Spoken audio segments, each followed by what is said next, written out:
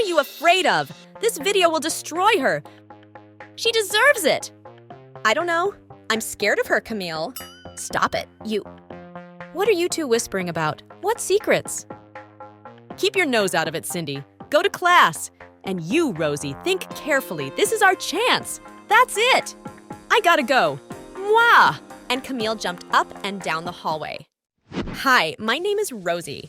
We were just arguing with my best friend Camille.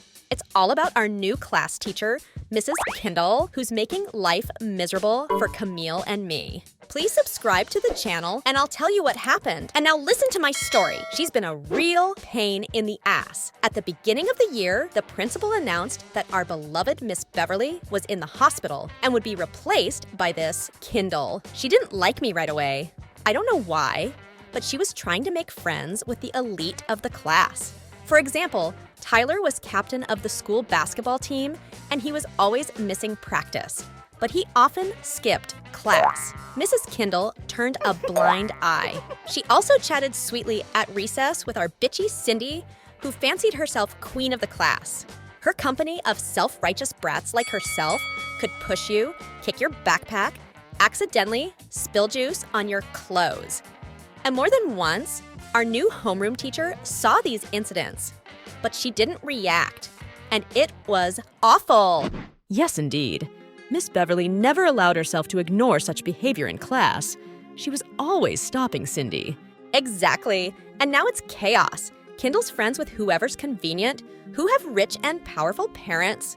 Are you girls talking about me, or am I just hearing things? We turned pale and looked at Camilla. What a bad time for her to come up. From that day on, all hell broke loose for Camilla and me. Mrs. Kindle turned everyone in the class against us. I was persecuted for a used backpack from the thrift store. And Camille was brought to tears in the locker room by the girls giggling at her small breasts. Today, I froze in place when I saw my school locker.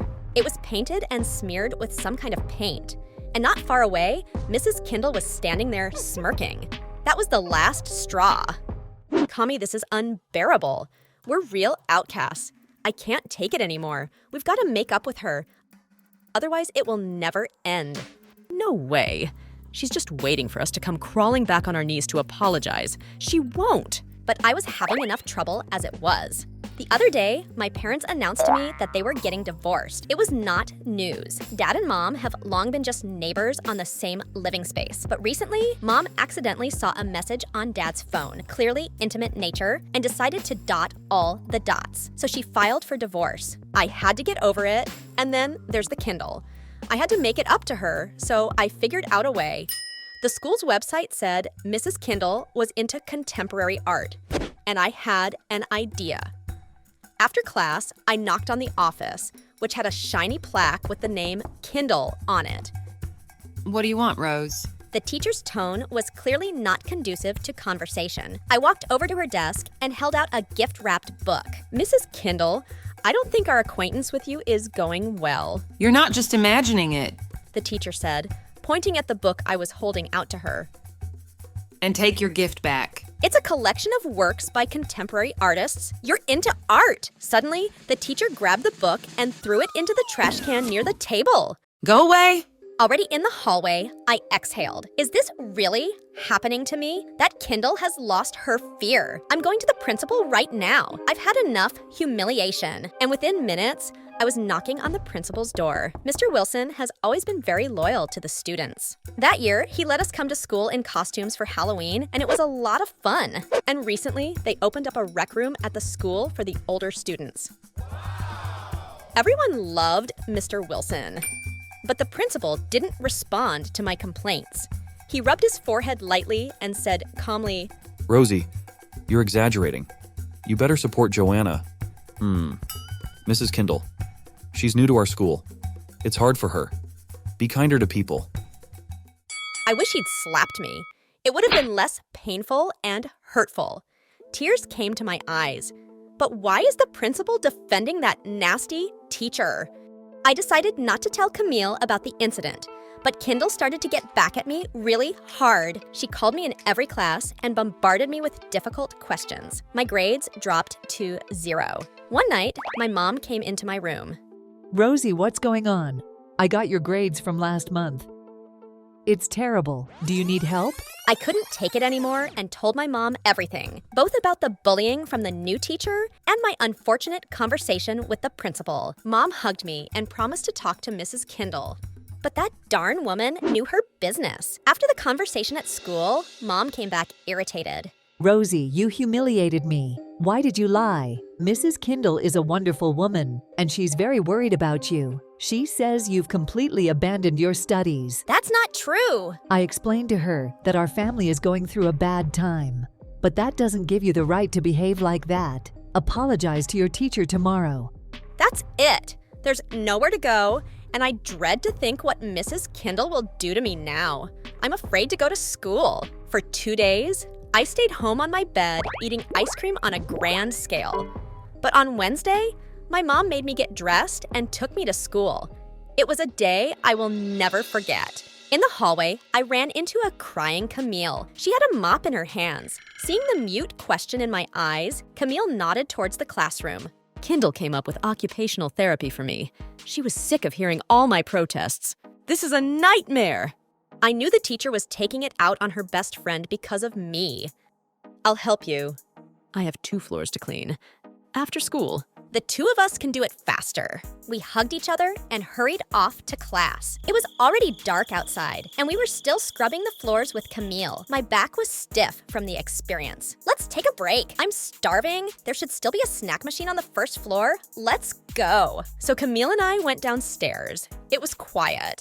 We walked tiredly down the dark hallway. Suddenly, I heard some laughter. We froze. Maybe I imagined it. When we took a couple of steps forward, we saw a narrow strip of light. The door to the principal's office was half open, and from there came quiet voices. We slowly approached the door and opened our mouths in surprise. Mrs. Kindle sat relaxed in her chair with her head tilted playfully.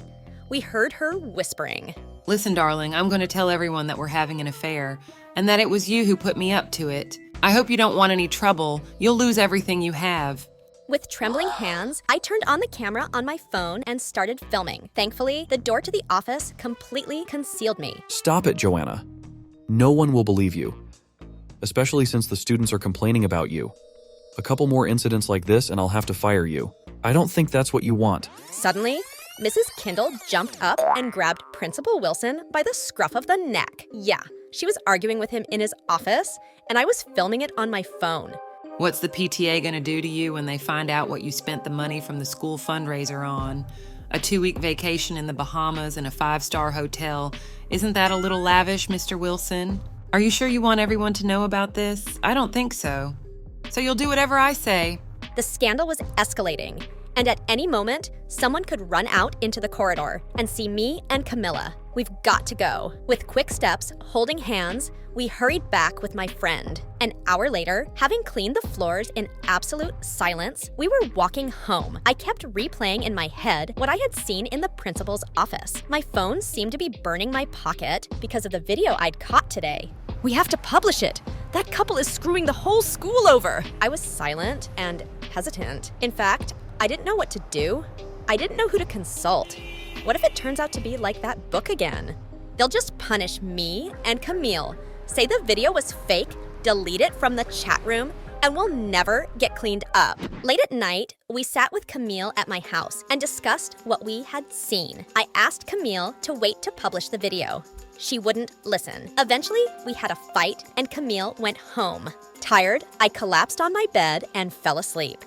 In the morning, my phone woke me up. The messages were beeping one after another. Opening the chat room, I was stunned. Yesterday's video was uploaded. I dialed Camille, but there was no answer. The school was in a tizzy. Mr. Wilson and Mrs. Kindle were being interviewed behind closed doors. The police, the press, the pupils all crowded into the corridors of the school. What have you done? I grabbed the arm of a pleased Camilla. We did it together. Serves them right. A month passed. Both the principal and the teacher were fired. The story made so much noise that our school is being scrutinized. I've been homeschooled. I can't go to school. I can't communicate with Camille. She stole that video from me and posted it in a chat room without my knowledge. Should I have gone public with that story? I don't know. On the bright side, now Mrs. Kindle will think twice about shaming any of her students. That's if she's allowed to teach. The principal's facing jail time for overstepping her authority, but that doesn't make me feel any better. How do you feel about it? What would you do if you were me? Let's discuss it in the comments.